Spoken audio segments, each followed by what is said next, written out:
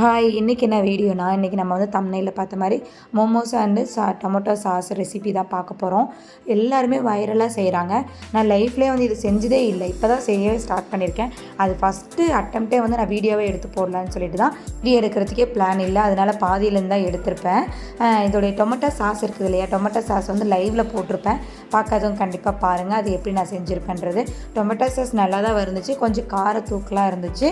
அதோட இது எப்படி செய்வோன்றது நிறைய பேர் பார்த்துருப்பீங்க. அந்த மாதிரி தான் நானும் ஒரு 1000 வீடியோ பார்த்து தான் நான் வந்து இதை செய்ய ஆரம்பித்தேன்.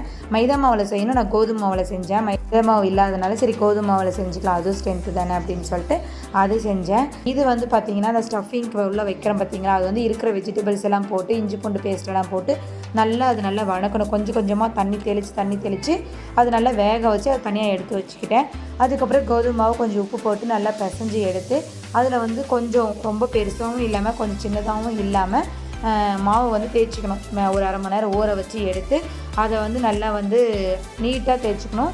ரொம்ப கெட்டியாகவும் இருக்கக்கூடாது, ரொம்ப மொத்தமாகவும் இருந்துச்சுன்னா நம்மளுக்கு வந்து வெந்த பிறகு சாப்பிட்றதுக்கு முடியாது.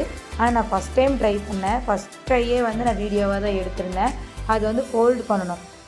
ஃபோல்டு பண்ணுறது வந்து நிறைய பேர் ரவுண்டாக ஃபோல்டு பண்ணுவாங்க, அதுக்கப்புறம் வந்து ஒரு மாதிரி வேறு மாதிரி செய்வாங்கள்ல, அந்த மாதிரி ஃபோல்டு பண்ணியிருந்தாங்க. என்கிட்ட ஃபோல்டு பண்ணுற பிளாஸ்டிக்கில் ஒன்று வாங்கி வச்சுருந்தேன், அதில் என்னால் வரல, அதனால் நான் கையிலே ஃபோல்டு பண்ணியிருந்தேன். பார்த்தீங்கன்னா ரவுண்ட் ஷேப்லேயும் ஃபோல்டு பண்ணியிருக்கேன். இந்த சமோசா அந்த மாதிரி சாப்பிடுவாங்க பார்த்திங்களா, அந்த மாதிரி ஷேப்லேயும் வந்து ஃபோல்டு பண்ணி ஸ்டீம் பண்ணியாச்சு. நம்ம இட்லி குண்டால் தான் வச்சு எனக்கு தெரிஞ்ச மாதிரி ஸ்டீம் பண்ணிட்டேன். அது ஒரு 20 நிமிஷம் கழித்து நான் வந்து எடுத்தோடனே நல்லா வெந்துருந்துச்சு. 20 நிமிஷம் நல்லாவே வந்து வெந்துருச்சு. ஆனால் என்ன ஒன்று, மைதா மாவில் செஞ்சுருந்தா இன்னும் சூப்பராக இருந்திருக்கும். நான் வந்து கோதுமை மாவில் தான் செஞ்சுருந்தேன். கோதுமை மாவு நார்மலாக நம்ம சப்பாத்திக்கு பேசுகிற மாவே தான் போட்டு செஞ்சுருந்தேன். செஞ்சு அதை வந்து எடுத்து நம்ம வச்சுட்டு அந்த டொமேட்டோ சாஸ் இருக்கு இல்லையா, டொமேட்டோ சாஸ்லாம் போட்டு கொண்டு வந்து கொடுத்தேன். சாப்பிட்டாங்க, எல்லாமே ஓகேவாக தான் இருந்துச்சு. சுட சுட சாப்பிட்டோம்னா ஒன்றும் தெரியல, நல்லா இருந்துச்சு. டொமேட்டோ சாஸ் இருக்கு இல்லையா, அதுதான் வந்து கொஞ்சம் காரம் அதிகமாக போயிடுச்சு. எப்பவுமே வந்து காரம் வந்து மீடியமாக போட்டுக்கோங்க.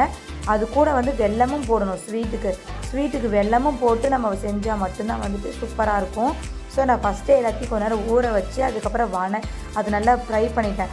எண்ணெயில் போட்டு நல்லா வணக்கிட்டு அதுக்கப்புறம் தான் வந்துட்டு மிக்சியில் போட்டு அடித்து எடுத்து வெல்லமும் போட்டு மிக்ஸ் பண்ணி வச்சுட்டேன். நம்மளுக்கு ஸ்வீட்டும் இருந்துச்சு, ப்ளஸ் டபுள் மடங்கு காரமும் இருந்துச்சு. ரெண்டுமே கூட கலந்த மாதிரி இருந்துச்சு. கொஞ்சம் உங்களுக்கு ஸ்வீட்டாக வேணும் அப்படின்னா கொஞ்சம் காரம் கம்மி பண்ணிவிட்டு ஸ்வீட் அதிகமாக போட்டுக்கோங்க. ஃபைனலாக எல்லாேருக்கும் 2 கொடுத்து எப்படியோ சேல் பண்ணிட்டேன். நெக்ஸ்ட் டைமுக்கு பெட்டராக செஞ்சு நான் அதை உங்களுக்கு வீடியோவாக போடுறேன்.